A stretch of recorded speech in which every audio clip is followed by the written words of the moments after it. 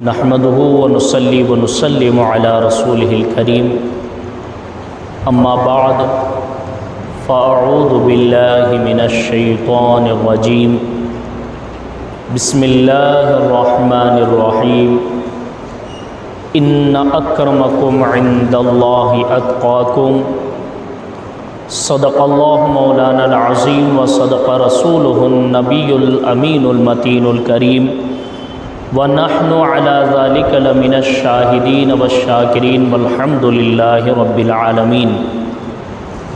ایک مرتبہ درود پاک کا نذرانہ پیش کریں، پڑھیے اللہم صلی علی سیدنا وحبیبنا ومحبوبنا ومولانا محمد وآلہ واصحابہ وبارک وسلم صلاۃ وسلاما علیک یا رسول اللہ، صلاۃ وسلاما علیک یا حبیب اللہ صلی اللہ تعالی علیہ وسلم۔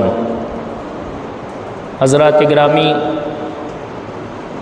کل کے بیان میں ہم نے نبی کریم صلی اللہ تعالی علیہ وسلم کی 40 سالہ زندگی سے 50 سالہ زندگی تک کے واقعات بڑے تفصیل کے ساتھ سنے ہیں، اور آج ہم یہاں سے آگے کے واقعات، آگے کے حضور کی سیرت سننے جا رہے ہیں۔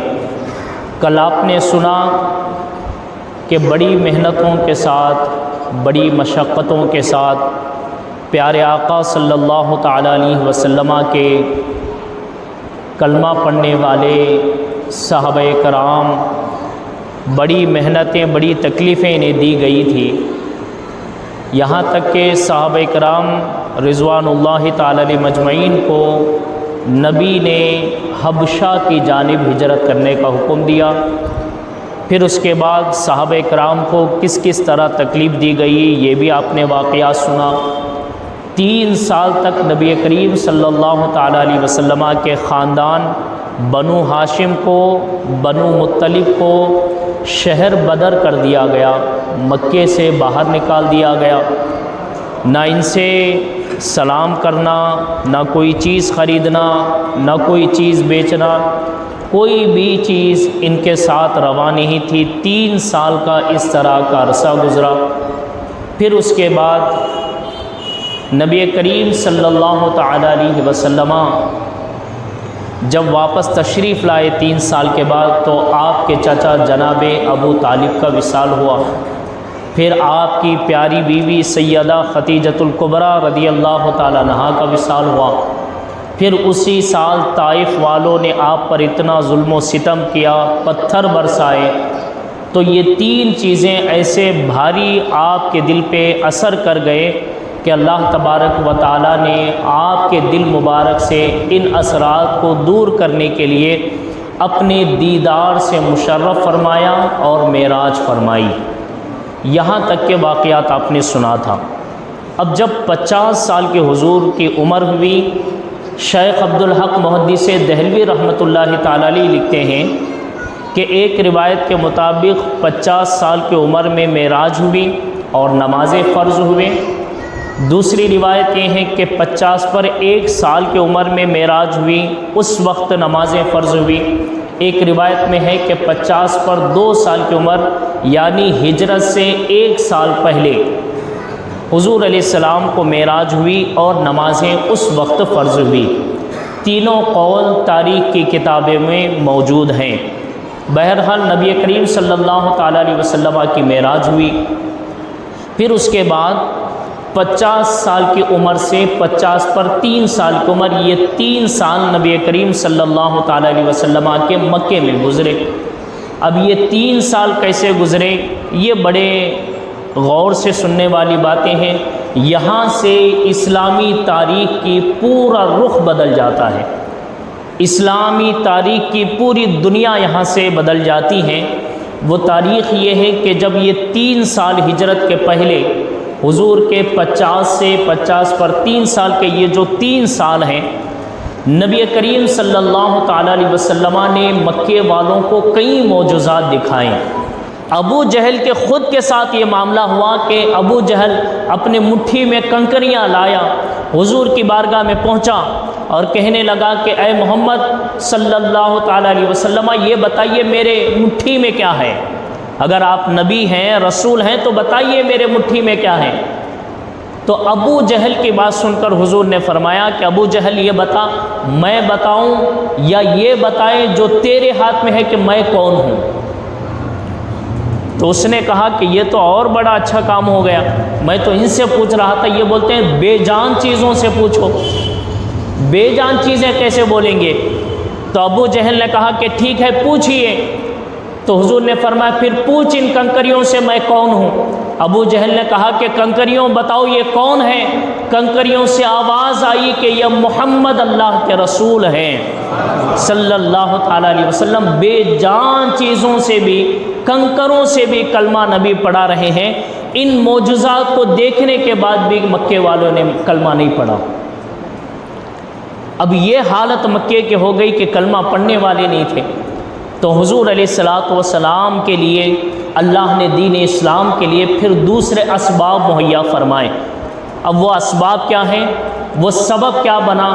تو فرماتے ہیں کہ اتنے میں جب حضور علیہ الصلاۃ والسلام کا یہ 51واں سال چل رہا تھا، حج کا موسم قریب آیا، تو حج کے موسم سے پہلے مدینے کے رہنے والے ایک روایت کے مطابق 6 لوگ مکے والوں سے حلیف کا مطلب ہوتا ہے کہ جب ہمارے ساتھ کوئی جنگ ہو یا کوئی دشمن ہم پر حملہ کرے تو آپ ہمارے دوست بن جائیں، تاکہ جب بھی وہ ہم پر حملہ کرے تو آپ ہمارے ساتھ کھڑے ہو، آپ ہمارے دشمنوں کے ساتھ مقابلہ کرو۔ اس کو حلیف بنانا کہتے ہیں۔ تو حلیف بنانے کے لیے مدینے کے قبیلہ بنو اشہل کے لوگ آئے۔ یہ مدینے والے تھے۔ مدینے والوں کا حال یہ تھا کہ 2 قبیلے تھے، ایک تھا اوس، ایک تھا خزرج۔ یہ 2 قبیلے مدینے کے بڑے مشہور قبیلے، بڑے مشہور خاندان تھے، اور ہمیشہ ان دونوں میں جھگڑا ہوتا تھا۔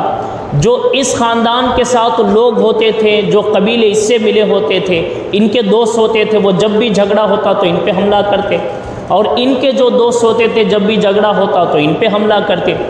تو مدینے کے قبیلہ بنو اشہل کے 6 آدمی مکے والوں سے دوستی بڑھانے کے لیے جب آگے بڑھے، مکہ پہنچے، تو حضور علیہ الصلاۃ والسلام کو خبر ملی۔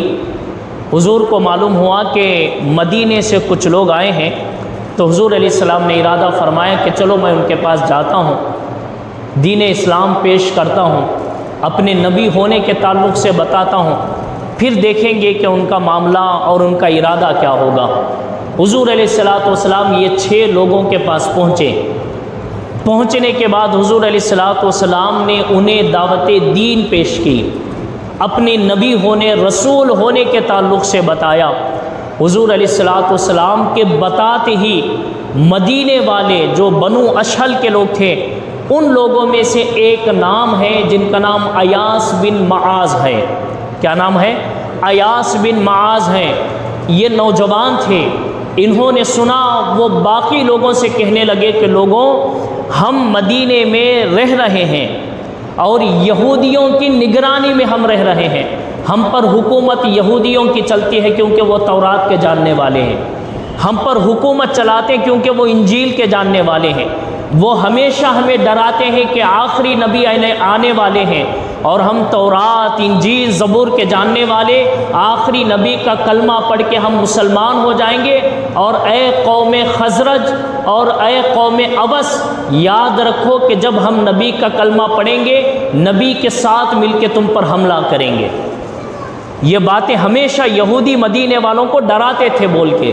تو ایاس بن معاذ نے کہا کہ جب نبی نے ہمارے سامنے یہ دعویٰ کر دیا ہے نبی ہیں، تو پھر ہمیں چاہیے کہ یہودیوں سے پہلے ہم کلمہ پڑھ کے مسلمان ہو جائیں، ہمیں چاہیے کہ ان سے پہلے ہم حضور کے ساتھ مل جائیں، ہمیں چاہیے کہ ان کے آنے سے پہلے ہم نبی کے دامن سے وابستہ ہو جائیں۔ تو جو باقی 5 لوگ بچے ہوئے تھے، انہوں نے کہا کہ دیکھو، ہم یہاں مکے والوں سے دوستی بڑھانے کے لیے آئے ہیں، اگر ہمارے حضور کے ساتھ اگر یہ معاملات معلوم ہوئے، پہلے سے ہی مکے والے ان کے دشمن ہیں، اگر ہماری ان کے ساتھ دوستی معلوم ہوئی تو مکے والے بھی ہم سے دشمنی کریں گے، ہم پر بھاری پڑے گا۔ اسی لیے ہم سوچیں گے، پھر جب حج کا موسم آئے گا تو اس وقت کہیں گے، اس وقت فیصلہ لیں گے۔ لیکن ایاز بن معاذ نے کہا کہ میں نہیں سوچوں گا، سب سے پہلے حضور کے ہاتھ میں ہاتھ دی اور کہا کہ یا رسول اللہ، مدینے والوں کی طرف سے پہلے میں کلمہ پڑھ کے مسلمان ہوتا ہوں۔ تو ایاز بن معاذ نے سب سے پہلے کلمہ پڑھا اور مسلمان ہو گئے۔ مسلمان ہونے کے بعد اب یہ 6 لوگ واپس ہو گئے، مکے والوں سے دوستی نہیں کی، واپس ہو گئے۔ اب واپس ہونے کے چند مہینے کے بعد اب حج کا موسم آیا۔ حج کے موسم میں پھر یہ 6 لوگ جو ہے حج کرنے کے لیے پہنچے۔ حضور علیہ الصلوۃ والسلام پھر تشریف لائے۔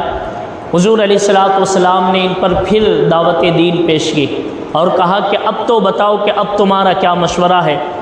تو اس میں اور کچھ صحابہ کرام آئے ہوئے تھے، تو ان سب لوگوں نے، یہ 6 لوگوں نے، سب نے کہا کہ یا رسول اللہ صلی اللہ تعالیٰ علیہ وسلم، ہم نے بڑا غور کیا ہے، سوچا ہے، اور ہمیں یہ بات سمجھ میں آئی کہ آپ کے ہاتھ میں ہاتھ دینا ہمارے لیے دنیا میں بھی کامیابی ہے اور آخرت میں بھی کامیابی ہے، اسی لیے ہم سارے آپ کے ہاتھ میں ہاتھ دے کے مسلمان ہوتے ہیں۔ یہ سب کے سب مسلمان ہو گئے۔ اب حضور علیہ الصلوۃ والسلام کے دل میں ایک عجیب خوشی کی کیفیت تھی کہ مکے والے میرے معجزات کو دیکھ کر، میں نے چاند کو 2 ٹکڑے کیا، یہ دیکھ کر بھی کلمہ نہیں پڑھا، میرے سامنے میں نے کئی معجزات ان کو دکھائے، اس کے بعد بھی یہ اسلام کو قبول نہیں کیے۔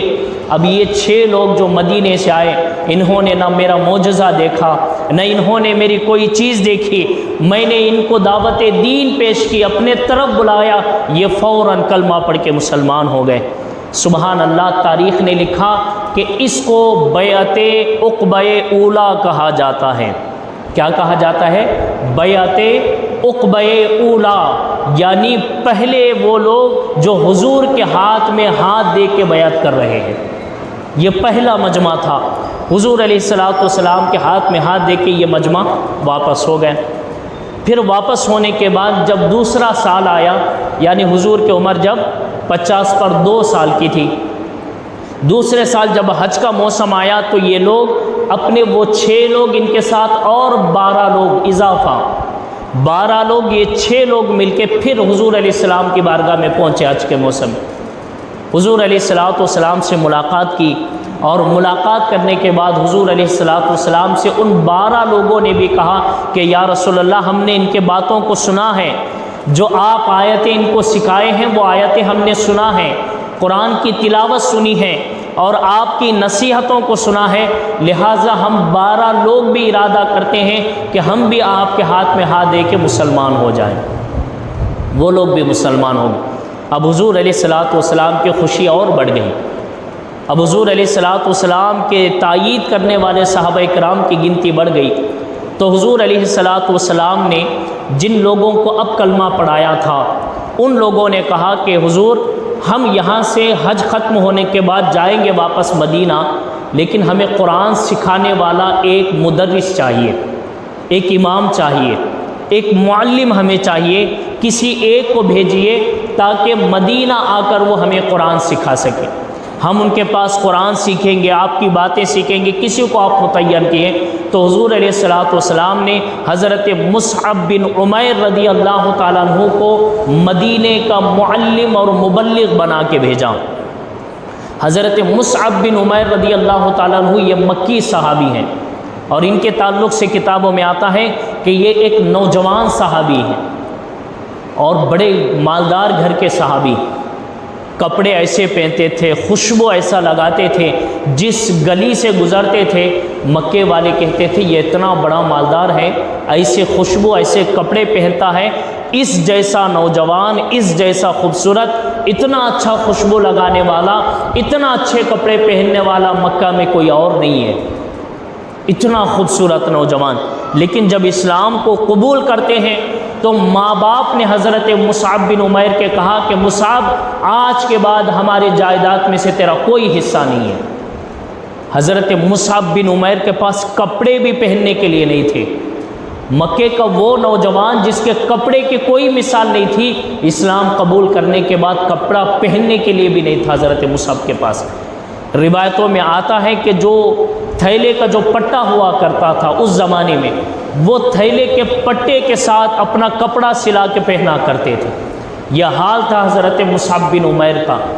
حضرت مصعب بن عمیر رضی اللہ تعالیٰ عنہ کو ایک مرتبہ حضور نے آتا ہوا دیکھا، حضور کے آنکھوں سے آنسو نکل پڑے۔ صحابہ نے پوچھا کہ یا رسول اللہ آپ کیوں رو رہے ہیں؟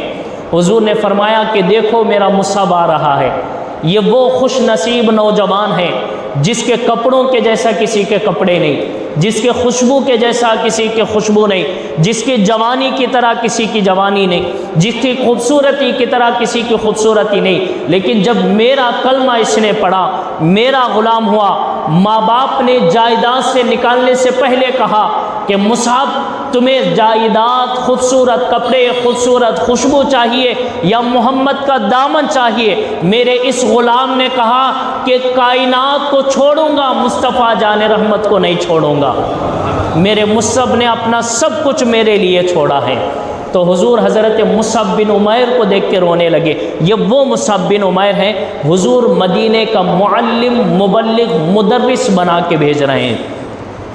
یہ 12 صحابہ اور پہلے جنہوں نے بیعت کی وہ 6 صحابہ اور حضرت مصعب بن عمیر، یہ سارے لوگ پھر مدینہ واپس آ گئے۔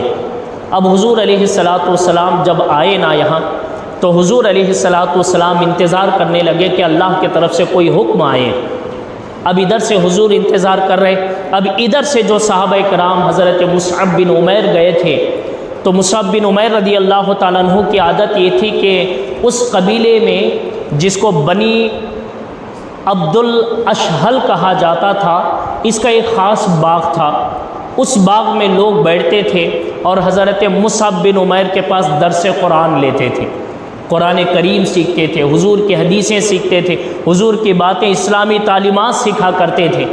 اتنے میں حضرت معاذ بن جبل رضی اللہ تعالیٰ عنہ اور ایک روایت کے مطابق حضرت سعد رضی اللہ تعالیٰ عنہ اور حضرت اسید بن حضیر رضی اللہ تعالیٰ عنہ، یہ دونوں اس قبیلے کے بڑے سردار تھے۔ ان کے نیچے 500 لوگوں کا مجمع ہوتا تھا، 500 لوگوں کے سردار ہوا کرتے تھے۔ تو ایک دن حضرت مصعب بن عمیر تلاوت قرآن کر رہے تھے، اتنے میں اسید بن حضیر حاضر ہوئے، تو انہوں نے دیکھا کہ یہاں تو کچھ اور پڑھا جا رہا ہے، یہاں تو کچھ اور سکھایا جا رہا ہے، ہمارے قبیلے والے کچھ اور نئی تعلیم لے رہے ہیں۔ غصے میں اپنے نیزے کو نکالا اور باغ کے اندر داخل ہوئے، اور انہوں نے اپنے رشتہ دار سے پوچھا کہ یہ بتاؤ کہ تم کیا کر رہے ہو، یہاں کچھ نئی باتیں مجھے سننے کو ملی ہیں۔ تو جو ان کے رشتہ دار تھے، ماموں کے بیٹے تھے، انہوں نے کہا کہ تو ہمارا خود کا رشتہ دار ہے، ایک مرتبہ بیٹھ، سن اس آدمی کی باتیں، اگر اچھی لگے تو تیری مرضی، بری لگے تو پھر تیری مرضی، تو جو سزا دینا چاہتا ہے دے، ہم تیار ہیں، پہلے ایک بار سن لے باتیں۔ تو حضرت مصعب بن عمیر کے پاس بندہ بیٹھا، حضرت مصعب بن عمیر نے قرآن کی تلاوت فرمائی، حضور کی باتیں بتائی، اسلام تعلیم سنائی۔ جب اسلامی تعلیم سنائی تو وہ جو شخص جو سردار تھا، جس کے نیچے 500 افراد تھے، اس نے کہا کہ یقیناً یہ جس کی باتیں ہیں، یہ جس کا کلام ہے، یہ جس کی تعلیمات ہیں، یقیناً اس بندے پہ کلمہ پڑھنا چاہیے، اور اے مصعب میں کلمہ پڑھ کے مسلمان ہو رہا ہوں۔ کلمہ پڑھ کے مسلمان ہو گئے، اور ابن معاذ رضی اللہ تعالیٰ عنہ، ان کے نیچے 500 لوگوں کا یہ مجمع تھا، وہ اپنے قبیلے کے پاس گئے، ان 500 لوگوں کو جمع کیا، جمع کر کے کہا کہ بتاؤ میری عادتیں، میرے اخلاق، میری سرداری کیسی ہے؟ انہوں نے کہا کہ آپ کی سرداری پر ہم سب کو ناز ہے، آپ بڑے اچھے اخلاق والے، آپ کی سرداری ہم سب کو قبول ہے۔ تو ابن معاذ نے کہا کہ سنو، میں نے اسلام کو قبول کیا ہے، اور میں تمہیں دعوت دے رہا ہوں، اگر میں سچا ہوں تو میرے پیچھے چلو۔ تو ان 500 لوگوں نے کہا کہ اگر آپ کہہ رہے ہیں، ہمارا سردار کہہ رہا ہے، تو ہم سب کلمہ پڑھ کے مسلمان ہوتے ہیں۔ 500 لوگوں کے مجمع نے کلمہ پڑھ کے اسلام کو قبول کیا۔ اس انداز سے اسلام کی بڑھوتری ہونے لگی۔ اب پھر جب تیسرا جب حج آیا، حضور کی عمر 50 پر 3 سال کی تھی، جب تیسرا حج کا موقع آیا تو حضور علیہ الصلوۃ والسلام کو دیکھنے کے لیے مدینے سے ایک روایت میں 200 ایک روایت میں 300 صحابہ مرد اور عورتیں مل کے مدینے میں حاضر ہوئے، مکے کو آئے حج کے موسم میں۔ جب یہ لوگ آئے حضور علیہ الصلوۃ والسلام کو دیکھنے کے لیے بےتاب تھے، دیکھا نہیں تھا نا ان لوگوں نے، صرف وہ 12 لوگ دیکھے تھے اور وہ پہلے کے 6 لوگ حضور کو دیکھے تھے۔ اب باقی جو لوگ آئے تھے ساتھ میں 200-300 لوگوں کا مجمع تھا، صرف حضور کے زبانی تعلیمات سنے تھے، حضور کے زبان سے نکلی ہوئی جو قرآن پاک اللہ کا کلام تھا وہ سنا تھا۔ ان کے دل میں یہ شوق مچل رہا تھا، جن کے تعلیمات اتنے اچھے ہیں ان کا چہرہ کتنا اچھا ہوگا، جس نبی کے تعلق سے بتایا گیا ہے اس نبی کا چہرہ کتنا منور ہوگا۔ تڑپ رہے تھے کہ حضور کا دیدار کیسا ہوگا، کب ہوگا، تڑپ رہے تھے۔ اتنے میں حضور علیہ السلام اپنے چچا حضرت عباس رضی اللہ تعالیٰ عنہ کو لے کر حاضر ہوئے۔ حضرت عباس ابھی تک اسلام نہیں لائے، اسلام کو قبول نہیں کیے، حضور کے چچا ہیں، لیکن ساتھ میں حضور کے محبت میں آئے۔ حضور علیہ الصلوۃ والسلام بیٹھے، حضور کے چچا بھی بیٹھے حضور کے پاس۔ اب حضور کو دیکھ کر مدینے والے خوش ہو گئے، سبحان اللہ، وہ نور، اعلیٰ حضرت کہتے ہیں وہ کمال حسن حضور ہیں کہ گمان نقش سے جہاں نہیں، یہی پھول خار سے دور ہے، یہی شمع ہے کہ دعا نہیں، وہ خوبصورت چہرہ کہ جس کی کوئی مثال نہیں۔ اللہ اکبر۔ حضرت ابو ہریرہ کہتے ہیں کہ میں نے حضور کو دیکھا اور چاند کو دیکھا، میں نے فیصلہ کیا کہ نہیں، چاند سے خوبصورت میرا حبیب ہے۔ وہ چہرہ دیکھ کر مدینے والوں کے دل جو شوق سے تڑپ رہے تھے ان کے دلوں کو سکون ملا اور کلیجے ان کے ٹھنڈے پڑے۔ حضور علیہ الصلوۃ والسلام بات کرنے سے پہلے حضور کے چچا نے کہا کہ مدینے والوں دیکھو، میں تمہیں پہلے سے بتا رہا ہوں، مکے والوں نے میرے اس بھتیجے کے ساتھ بے وفائی کی، مکے والے میرے اس بھتیجے کو مارنے کے در پہ ہیں، ہمیشہ میرے بھتیجے پر ظلم و ستم کرتے ہیں، روزانہ کچھ نہ کچھ ان پر ظلم و ستم کرنے کی پلاننگ کرتے ہیں۔ میں تمہیں پہلے کہہ رہا ہوں، اگر سچا وعدہ کرتے ہو، نبھانے کا وعدہ کرتے ہو، میرے اس بھتیجے کے ساتھ کھڑے ہونا چاہتے ہو تو بتاؤ، ورنہ ابھی بتا دو، ہمیں تمہاری ضرورت نہیں ہے۔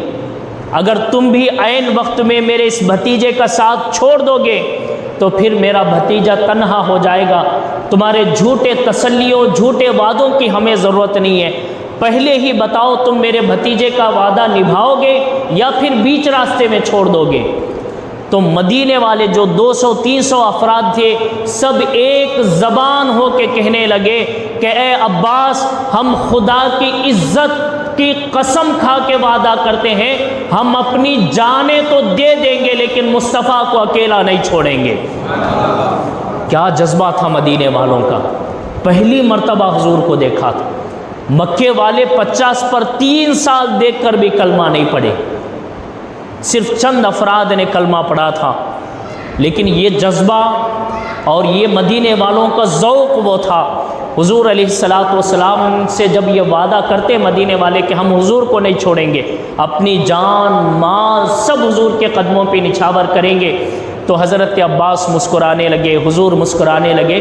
تو اس پہ مدینے والوں نے بھی سوال کیا، مدینے والوں نے کہا عباس، ہم نے تو وعدہ کر لیا، ذرا اپنے بھتیجے سے پوچھو، ہمارے آقا سے پوچھو کہ آقا، اگر آپ اللہ تعالیٰ آپ کو عزت عطا فرمائے اور پوری کائنات آپ کا کلمہ پڑھے، آپ مدینے والے کو تو نہیں چھوڑیں گے نا؟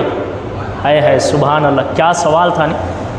ہم نے پہلے آپ کو ساتھ دینے کا وعدہ کیا ہے، حضور آپ کو اللہ عزت عطا فرمائے گا، آپ کا نام ہوگا، لوگ آپ کے ساتھ آئیں گے، آپ پیغمبر ہیں، جب آپ کا نام ہوگا، آپ کی شہرت ہوگی، کائنات آپ کا غلام ہوگا، اس وقت مدینے والوں کو تو نہیں چھوڑیں گے۔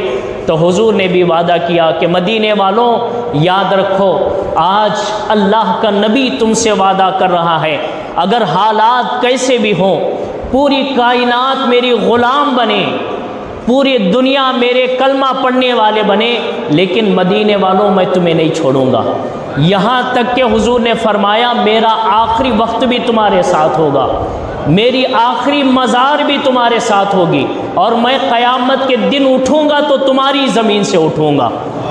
آج میں تم سے وعدہ کر رہا ہوں۔ اور آج بھی دیکھیں حضور علیہ الصلوۃ والسلام وصال فرمائے تو مدینہ تھا، حضور کے مزار پاک بنی مدینہ ہے، اور حضور قیامت کے دن اٹھیں گے تو مدینے کی سرزمین سے اٹھیں گے۔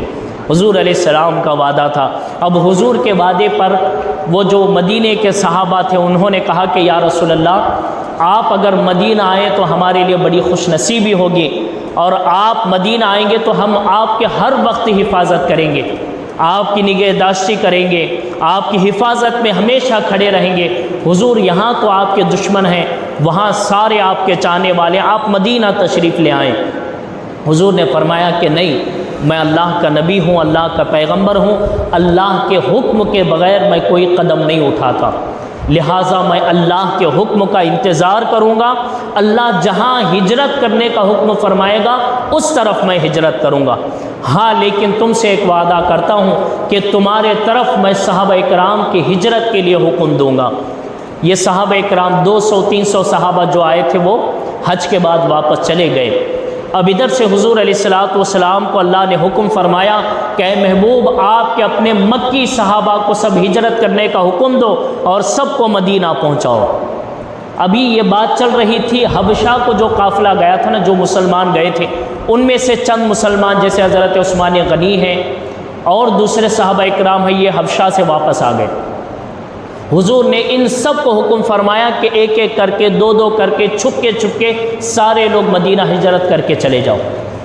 اب ایک ایک کر کے جو ہے حضرت حمزہ رضی اللہ تعالیٰ عنہ، حضرت معاذ بن جبل ہیں، عبد الرحمن بن عوف ہیں، اور بھی صحابہ اکرام، یہ صحابہ اکرام جو ہے رات کے اندھیرے میں چھپ کے ہجرت کر کے راتوں رات مکے سے مدینہ چلے گئے۔ اب جب مدینہ چلا گئے تو مدینے میں بچے کون تھے؟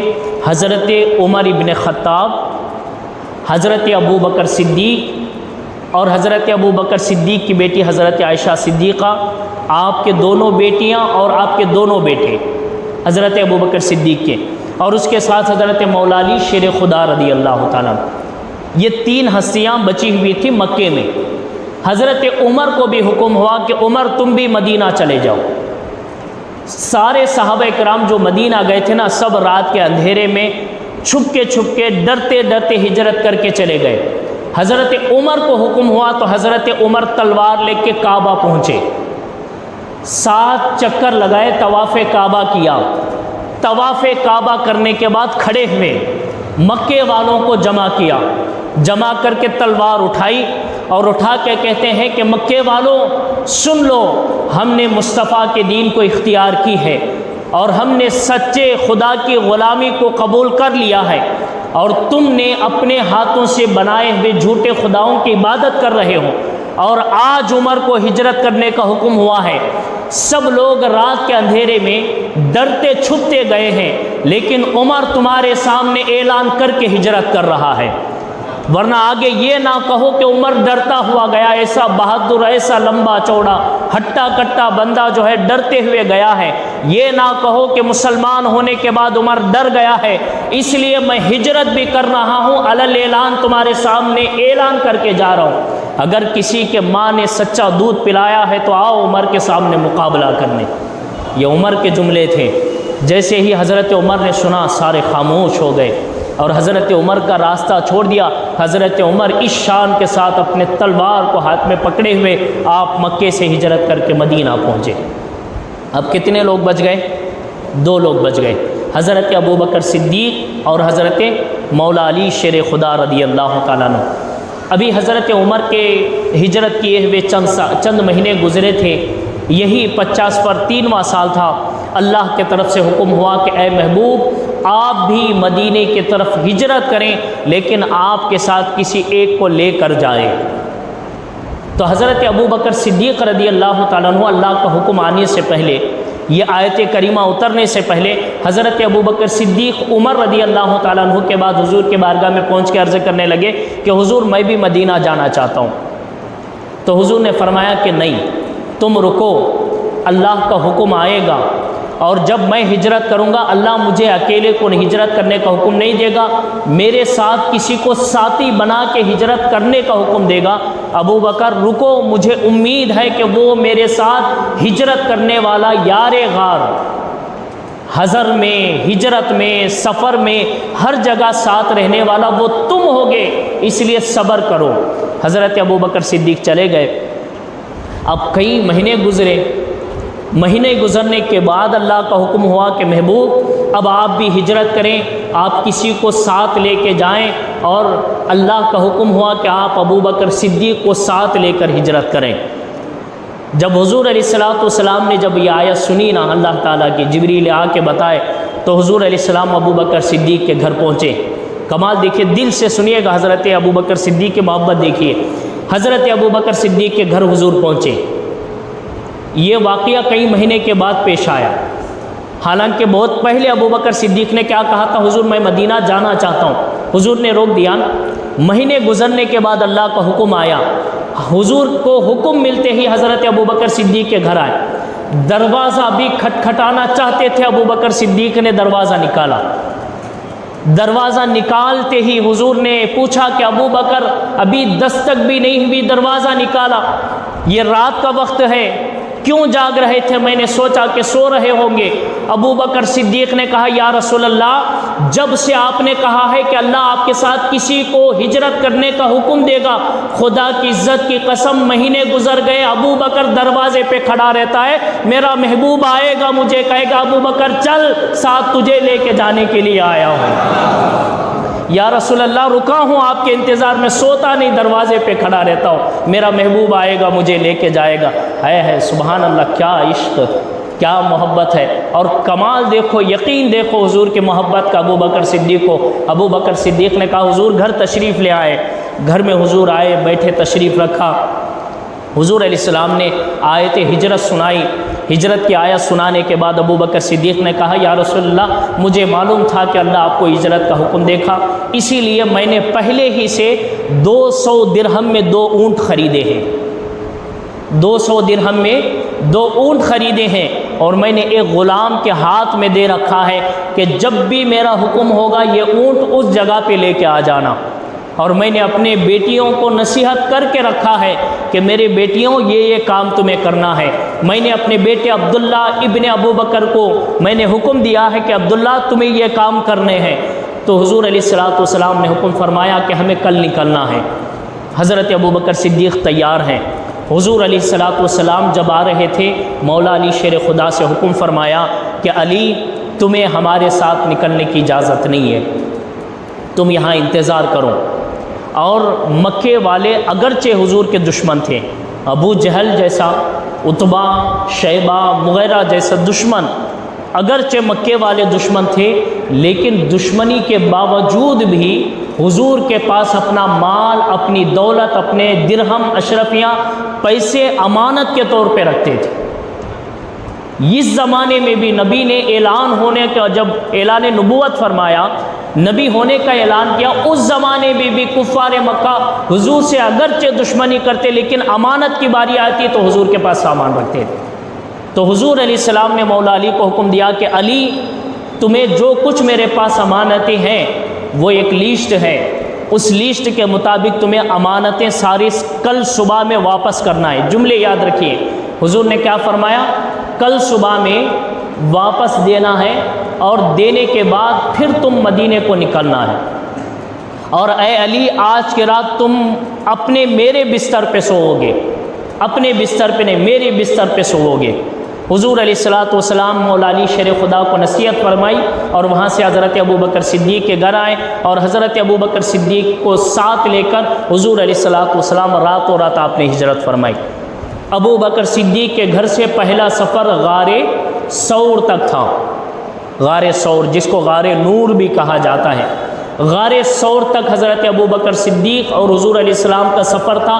غار ثور میں 3 دن حضور علیہ السلام رکے۔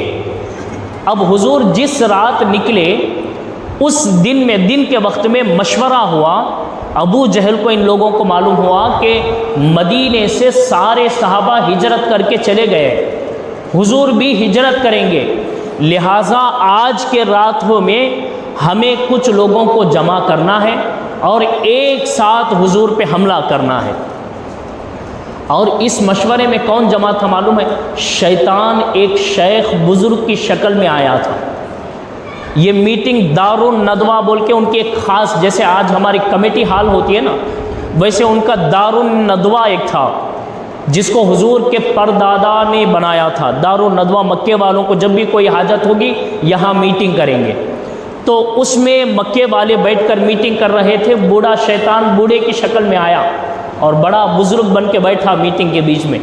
اب سارے لوگ مشورہ دینے لگے کہ بھائی حضور کے لیے کیا کام کریں گے، ان کو روکنے کے لیے کیا کام کریں گے، مدینہ انہیں جانے نہیں دیں گے، کیا کام کرنا چاہیے؟ ایک نے کہا کہ یہ کام کرنا چاہیے، ایک نے کہا یہ کام کرنا چاہیے۔ ابو جہل نے مشورہ دیا کہ دیکھو، ہر خاندان کے ایک ایک نوجوان کو تیار کیا جائے، اور نوجوان جب سارے خاندان سے جمع ہوں گے سب کو حضور علیہ الصلوۃ والسلام کے گھر پہ پہنچایا جائے، حضور کے گھر کا پہرا دیا جائے، اور جیسے ہی بیچ رات ہوگی حضور کے گھر میں سب کو داخل کیا جائے اور سب سے کہا جائے کہ سب ایک ساتھ حضور پہ حملہ کرو، ایک ساتھ شہید کر دو، کیونکہ کل صبح ہوگی حضور کی شہادت کی خبر ملے گی، تو جتنے حضور کے خاندان والے ہیں وہ لوگ جب بدلہ لینے کے لیے آئیں گے تو کس کا بدلہ لیں گے؟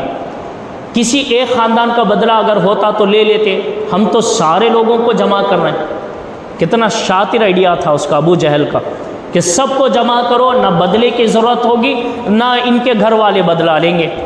تو اس طرح سب کو جمع کیا گیا، نوجوانوں کو ڈھونڈا گیا، جمع کیا گیا۔ بوڑھا شخص جو شیطان تھا نا، اس نے کہا کہ ہاں میرا تجربہ ہے، بڑا بوڑھا آدمی دیکھ رہے ہو مجھے، بڑا بوڑھا ہوں، بڑا تجربہ ہے، یہ ابو جہل کا مشورہ بڑا اچھا، اس پہ عمل کرو۔ اب وہ جو شیطان تھا اس کے بعد پہ سارے لوگوں نے اتفاق کی، اتنے بڑے بوڑھے آدمی، اتنے تجربے کار آدمی بولتے ہیں تو سچی بول رہے ہوں گے۔ تو یہ ان کا جو ہے یہ پلان مکمل ہوا، اور حضور علیہ الصلوۃ والسلام کے گھر پہ راتوں رات پہنچ گئے۔ سارے خاندان سے ایک ایک نوجوان تلوار لے کے حضور کے گھر پہ کھڑا ہے۔ اب حضور علیہ السلام جیسے ہی نکل رہے ہیں نا اپنے گھر مبارک سے، ہجرت کے رات میں جب نکل رہے ہیں، جب نکلتے وقت میں حضور علیہ الصلوۃ والسلام نے اپنے مٹھی میں کنکری لی، اور اللہ کا حکم ہوا محبوب یاسین شریف تلاوت کرتے ہوئے ان کفار کے چہروں پر مٹی ڈالتے ہوئے جاؤ۔ تو حضور یاسین کی تلاوت کرتے اور ان کے چہروں پر مٹی ڈالتے ہوئے ان کے بیچ سے گزرے، بیچ سے گزر کے حضرت ابوبکر صدیق کے گھر آ گئے۔ اب ادھر یہ جو کفار مکہ تھے جو کھڑے تھے، وہ لوگ انتظار کر رہے تھے کہ تھوڑی دیر کے بعد ہم اندر جا کے حضور پہ حملہ کریں، حالانکہ حضور ان کے سامنے سے گزرے ہیں، پھر بھی انہیں پتہ نہیں چلا۔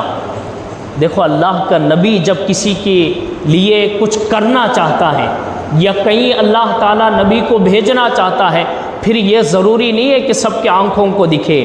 اللہ اپنے حبیب کو ایسے نکالتا ہے، ایسے بچاتا ہے، کسی کے لیے ایسا بھیجتا ہے کہ کسی آنکھوں کے سامنے بھی حضور نہیں دکھتے۔ اتنے لوگ سامنے تھے لیکن کسی کے آنکھوں کے سامنے حضور کا جلوہ نہیں دکھا، سارے لوگ گویا اندھے بن چکے تھے، حضور علیہ الصلوۃ والسلام کے لیے گمان یہ کر رہے تھے کہ سوئے ہیں۔ اب اندر آئے کفار مکہ آدھی رات کو، تو دیکھا کہ بستر پہ سویا ہوا کوئی آدمی ہے، سویا ہوا کوئی آدمی ہے۔ میں ذرا عمر کے لحاظ سے عشق میں ایک بات بتانا چاہتا ہوں، حضور کی عمر تھی 50 پر 3 سال، مولا علی شیر خدا کی عمر تھی 20 پر 2 سال، ایک روایت کے مطابق 20 پر 4 سال۔ اب میں آپ سے پوچھنا چاہتا ہوں، مولا علی کا جسم جو ہے نا، مولا علی کا جسم مبارک اور حضور کا جسم مبارک 25 سال بھی اگر مان لیں گے، 25 سال نوجوان کے بچے کا جسم کی حالت اور 50 پر 3 سال کے ایک شخص کے جسم کی حالت الگ ہوتی ہے، سوتے وقت بھی پہچانی جا سکتی ہے۔ لیکن کفار مکہ وہ جو نوجوان تھے اندر پہنچے، مولا علی حضور کے بستر میں سوئے ہیں، لیکن انہیں معلوم نہیں ہوا کہ علی سوئے ہیں کہ محمد سوئے ہیں صلی اللہ تعالیٰ علیہ وسلم۔ یعنی کیا مطلب ہے، جب مولا علی نے حضور کا کمبل اوڑھا، گویا ایسا لگ رہا تھا کہ یہاں حضور کا جلوہ سویا ہوا ہے، حضور کا نور سو رہا ہے۔ مولا علی شیر خدا کو دیکھ کے بھی پہچان نہیں سکے کہ یہاں کون سو رہے ہیں۔ بڑی دیر تک انتظار کریں؟ انہوں نے کہا کہ نہیں، اب بالکل نیند میں ہیں، کمبل کھینچتا ہوں ایک آدمی اور سارے ایک ساتھ حملہ کریں گے۔ جیسے ہی آدمی نے کمبل کھینچا تو سب لوگ دیکھ کے حیران رہ گئے، یہ تو حضور نہیں، یہ تو مولا علی ہیں، ابو طالب کا بیٹا ہے۔ مولا علی شیر خدا اٹھے اور اٹھنے کے بعد پوچھا بھائی کیا کر رہے ہو؟ انہوں نے کہا کہ کچھ نہیں، ہم حضور کو مارنے کے لیے آئے تھے، لیکن علی تم کیا کر رہے ہو یہاں؟ تو حضور نے، حضرت مولا علی نے کہا کہ ابھی کہاں حضور، حضور تو تمہارے آنکھوں کے سامنے سے گئے ہیں۔ اللہ جسے اندھا بنا دیتا ہے اسے نور نظر نہیں آتا۔ حضور ان کے سامنے سے گزرے لیکن نظر نہیں آئے۔ حضرت مولا علی کو دیکھ کر یہ لوگ سارے واپس آ گئے، کیونکہ بات ان کی کس پر ہوئی تھی؟ حضور پہ ہوئی تھی، حضور کو ماننا۔ لیکن مولا علی کو دیکھے تو واپس آ گئے۔ اب حضور علیہ السلام حضرت ابوبکر صدیق کے گھر، پھر حضرت ابوبکر صدیق کے گھر سے غار ثور میں پہنچے۔ غار ثور میں 3 دن رہے۔ جب صبح ہوئی، کفار مکہ کو معلوم ہوا کہ حضور راتوں رات نکل گئے ہیں، تو پھر اعلان ہوا کہ جو آدمی حضور کو، ابوبکر صدیق کو پکڑ کے لائے گا اس کو ہماری طرف سے 200 اونٹوں کا انعام ہوگا۔ کسی نے کہا 300 اونٹ انعام میں دیے جائیں گے، کوئی لائے ان دونوں کو۔ اب 3 دن تک حضور کو ڈھونڈا گیا۔ 3 دن تک حضور کہاں ہے؟ غار ثور میں ہے۔ اب حضرت ابوبکر صدیق کے گھر سے غار ثور کا سفر کتنا خوبصورت ہے معلوم ہے؟ یہ ہجرت کا سفر اتنا خوبصورت ہے، کتابوں میں آتا ہے کہ حضرت ابوبکر صدیق اور حضور جب چل رہے تھے تو حضرت ابوبکر صدیق کبھی حضور کے سامنے ہو جاتے، کبھی حضور کے پیچھے آ جاتے، کبھی حضور کے دائیں چلے جاتے، کبھی حضور کے بائیں چلے جاتے۔ بھائی غلام کو کام کیا کرنا چاہیے؟ پیچھے آنا چاہیے۔ بڑا آگے ہوتا ہے، چھوٹا پیچھے، آقا سامنے، غلام پیچھے ہوتا ہے۔ لیکن ابوبکر کی عجیب ماجرا تھا، عجیب کیفیت تھی، کبھی حضور کے آگے جا رہے ہیں، کبھی پیچھے جا رہے ہیں، کبھی دائیں جا رہے ہیں، کبھی بائیں جا رہے ہیں۔ حضور نے 2 سے 3 مرتبہ دیکھا، ابوبکر سے پوچھا ابوبکر یہ کیا تیرا ماجرا ہے کہ کبھی آگے جاتا ہے، کبھی پیچھے جاتا ہے، کبھی دائیں جاتا ہے، کبھی بائیں جاتا ہے، ایسی حرکت کیوں کر رہا ہے؟ تو حضرت ابوبکر صدیق نے عرض کی یا رسول اللہ، جب میں پیچھے چلتا ہوں ڈر لگتا ہے کہیں حضور کو تیر آگے سے لگے تو کیا کروں گا؟ آگے ہو جاتا ہوں کہ میرے حضور پہ تیر نہ آئے، ابوبکر پہ تیر آئے۔ پھر جب سامنے چلتا ہوں تو خیال آتا کوئی دائیں سے تیر چھوڑا تو کیا کروں؟ پھر دائیں چلتا ہوں۔ پھر خیال آتا کوئی بائیں سے چھوڑا تو کیا کروں؟ اس لیے حضور یا رسول اللہ آپ کے چاروں طرف طواف کر رہا ہوں کہ تیر کہیں سے بھی لگے میرے حضور کو نہ لگے، پہلے ابوبکر کو لگے۔ یہ خوبصورت سفر تھا، یہ محبت تھی حضرت ابوبکر صدیق کی۔ تھوڑی دیر چلنے کے بعد، دور چلنے کے بعد حضور علیہ السلام نے فرمایا ابوبکر لگتا ہے میرے پاؤں میں چھالے پڑ گئے ہیں۔ کیا ہو گئے؟ میرے پاؤں میں چھالے پڑ گئے۔ ابوبکر اب آگے کا سفر کیسا؟ ابوبکر صدیق نے کیا کیا؟ حضرت ابوبکر بیٹھ گئے زمین پہ اور حضور سے عرض کی کہ یا رسول اللہ آپ میرے کندھے پہ بیٹھ جائیں۔ حضور ابوبکر صدیق کے کندھے پہ بیٹھے، اور جب کندھے پہ بیٹھے نبی تو حضرت ابوبکر صدیق اٹھے، وہاں سے لے کر کے غار ثور پہاڑ کے اوپر تک حضور کو کندھے پہ اٹھا کے لے گئے، کندھے پہ لے گئے۔ یہاں پہ بڑی کمال کی بات بتاؤں، قرآن پاک کی ایک آیت کریمہ ہے، قرآن کے لا یستوی اصحاب النار واصحاب الجنہ اصحاب الجنۃ هم الفائزون لو انزلنا هذا القرآن على جبل لرأيته خاشعا متصدعا من خشیۃ اللہ۔ یہ قرآن وہ ہے کہ کسی پہ ہم قرآن اگر پہاڑ پہ اتارے تو پہاڑ کے ریزے ریزے ہو جائیں، قرآن کا وزن پہاڑ بھی نہیں اٹھا سکتا، لیکن قرآن کو میرے مصطفیٰ کے دل نے سنبھالا ہے۔ کس نے سنبھالا قرآن کو؟ حضور کے دل نے سنبھالا، اور حضور کے دل میں قرآن ہے، خود حضور ابوبکر صدیق کے کندھے پر ہے، اور یہ وزن نبوت ابوبکر صدیق اٹھا رہے۔ کیا کہیں گے؟ میرے پاس جملے نہیں ہے کہنے کے لیے کہ ابوبکر کو اللہ نے کیا طاقت دی ہوگی۔ کائنات کے پہاڑ سارے ایک طرف، ابوبکر کا جسم ایک طرف۔ ابوبکر صدیق نے بار نبوت کو اٹھایا، اور روایتوں میں آتا ہے 1-2 میل نہیں، لکھا جاتا ہے کہ 10 میل تک ابوبکر صدیق نے حضور کو کندھے پہ اٹھا کے چلا ہے۔ اور سیدھا بھی راستہ ہوتا تو الگ بات ہو بھائی کہ راستہ جو ہے صاف ہے، سیدھا ہے، جا رہے ہیں، پہاڑ پہ حضور کو لے کے چڑھ رہے ہیں، بار نبوت کو، بار صاحب قرآن کو اٹھا رہے ہیں۔ ابو بکر صدیق، کیا شان ہوگی ابو بکر صدیق کی، جو حضور کو اپنے کندھے مبارک پہ اٹھا کے جا رہے ہیں۔ آج لوگ کہتے ہیں کہ بتاؤ مولا علی کی شان افضل ہے یا پھر ابو بکر کی شان افضل ہے؟ میں کہتا ہوں علی کی شان بھی افضل ہے، ابو بکر کی شان بھی افضل ہے، لیکن ذرا غور تو کرو، جب بتوں کو توڑنے کی باری آئی، نبی نے علی کو اٹھایا، ہجرت کی رات آئی، ابو بکر نے حضور کو اٹھایا اپنے کندھے پر۔ حضور کو ابو بکر صدیق نے اپنے کندھے پہ اٹھا کے 10 میل تک حضور کو لے گئے، اور جب غار پہنچے، اور غار کا واقعہ آپ نے سنا، صرف میں مختصر سے سناتا ہوں۔ ابو بکر صدیق غار کے اندر پہلے تشریف لے گئے، غار کو صاف کیا، صاف کرنے کے بعد اپنے کپڑے مبارک کو پھاٹا، جہاں جہاں اس گفا کے اندر، غار کے اندر سوراخ تھے، ابو بکر صدیق نے سارے سوراخوں کو بند کر دیا۔ اب کپڑا اتنا کم تھا کہ ایک سوراخ بچ گیا، یہ بھی اللہ کی مرضی تھی، ایک سوراخ بچ گیا۔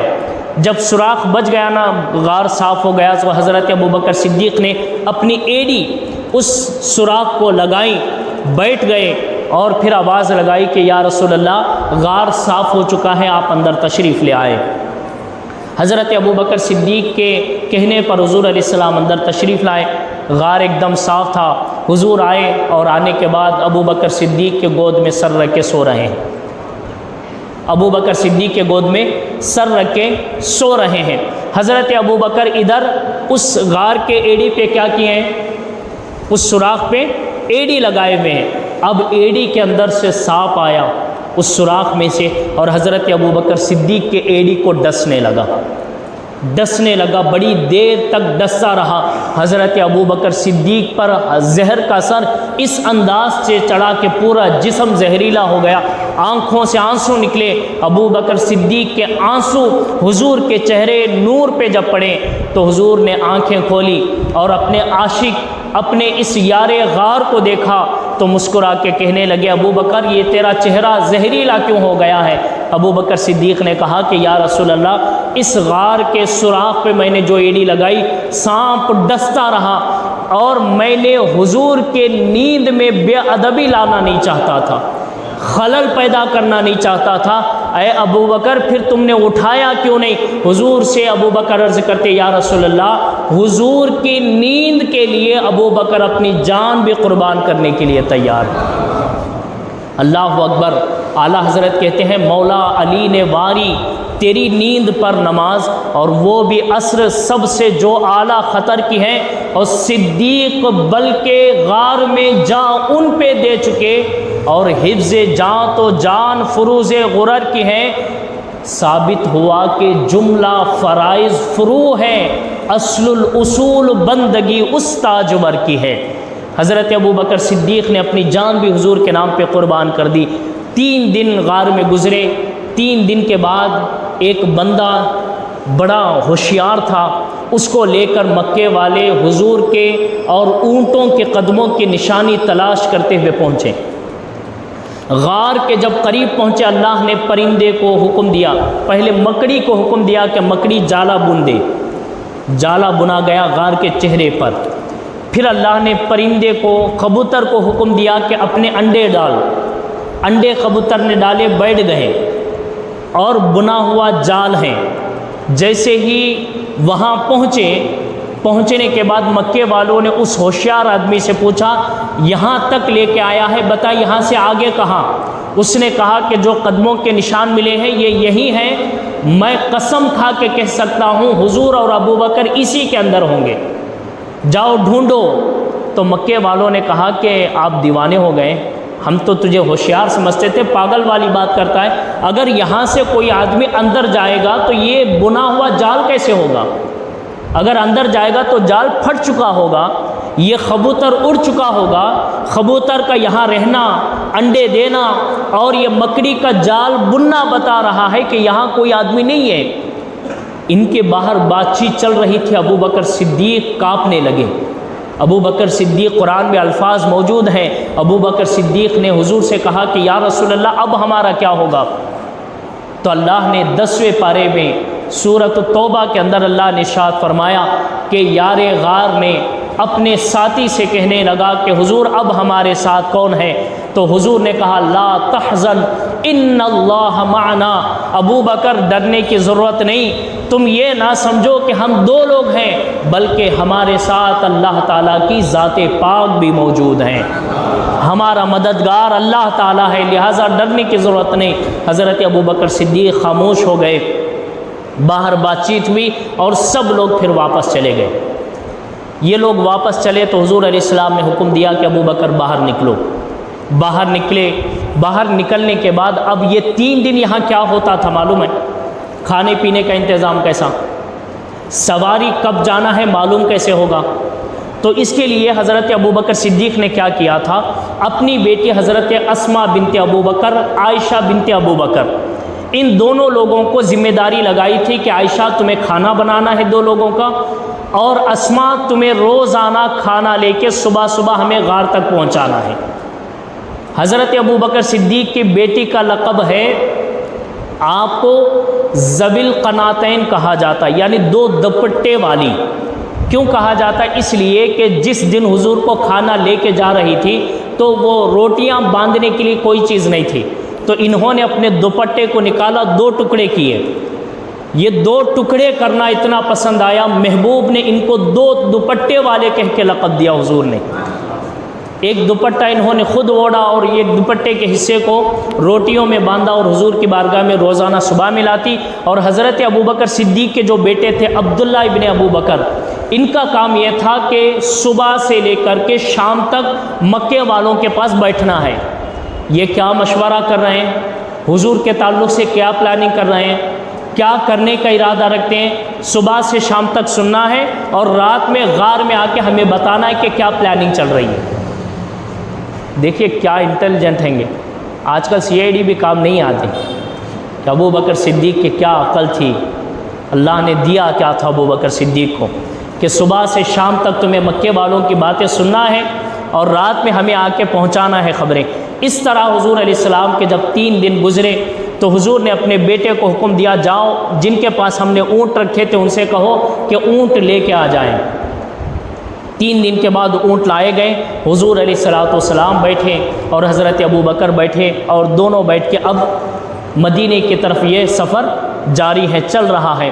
راستے میں پہنچے تو سراقہ نامی ایک شخص آیا، گھوڑ سوار تھا، بڑا تیز گھوڑا دوڑاتا تھا، 200 اونٹوں کی لالچ میں آ کے حضور کو پکڑنے کے لیے آیا تھا۔ جیسے ہی حضور کے سامنے پہنچا اس نے کہا کہ اب مجھے 200 اونٹ مل گئے۔ تو حضور نے دعا فرمائی، اے اللہ اس کے اونٹ کو زمین میں دھسا دے۔ جیسے دعا ہوئی تو اللہ نے اس کے اونٹ زمین پہ دھسا دیے۔ اس نے ارادہ کیا کہ اب میں پکڑوں گا نہیں، صحیح سلامت گھر واپس جاؤں گا۔ اللہ نے پھر اس کے گھوڑے کو نکالے، پھر اس نے ارادہ کیا کہ نہیں میں پھر جو ہے حضور کو پکڑوں گا، 200 اونٹ حاصل کروں گا۔ پھر اللہ نے زمین میں جو ہے اس کو دھسا دیا۔ پھر اس کے بعد اس نے دوسرے مرتبہ توبہ کی، پھر نکلا، پھر تیسرے مرتبہ ارادہ کیا تو اللہ نے اس کو پھر زمین میں دھسا دیا۔ تیسرے مرتبہ اس نے ارادہ کیا کہ نہیں اب میں کچھ نہیں کروں گا۔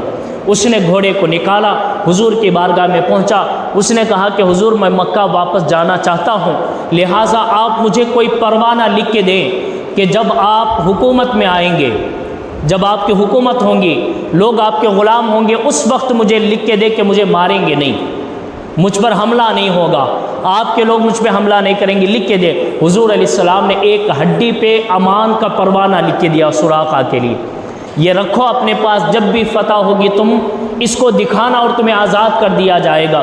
سراقہ نے کہا کہ یا رسول اللہ اگر یہ وقت آ جائے میں کلمہ پڑھ کے مسلمان ہو جاؤں گا۔ سبحان اللہ، وہ پروانہ لے کر سراقہ واپس، حضرت ابو بکر صدیق اور حضرت حضور علیہ السلام سفر آگے بڑھے تو راستے میں ایک بوڑھی شخص جس کا نام معبد تھا، یہ واقعہ بیان کر کے ہم ختم کر دیں گے۔ معبد نام تھا۔ معبد وہ بوڑھی شخص ہے جو بڑی خاطرداری مہمان نواز تھی، ایسی مہمان نواز کے روزانہ صبح میں اپنے گھر کے باہر بیٹھ جاتی، شام تک جو بھی راستے میں جاتا ہوا مسافر دیکھتا اس کو بلا کے اپنا مہمان بناتی، اپنے بکریوں سے دودھ نکال کے پلاتی، روٹیاں ان کو کھلاتی، گوشت بنا کے کھلاتی، اس طرح مہمان نواز تھی۔ لوگ اس کی بڑی تعریفیں کرتے تھے کہ بڑی دل والی ہیں، جب بھی کوئی مسافر جائے تو مہمان نوازی کرتی ہیں۔ تو حضور علیہ الصلوۃ والسلام بھی جب پہنچے تو عجیب بات یہ تھی کہ وہ بوڑھی آج باہر نہیں بیٹھی تھی۔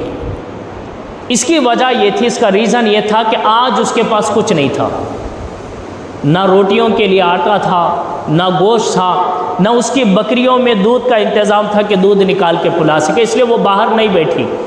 تو حضور علیہ الصلوۃ والسلام جیسے اس کے گھر کے سامنے پہنچے تو ابو بکر سے کہا، ابو بکر آج ہم ام معبد کے گھر مہمان بنیں گے۔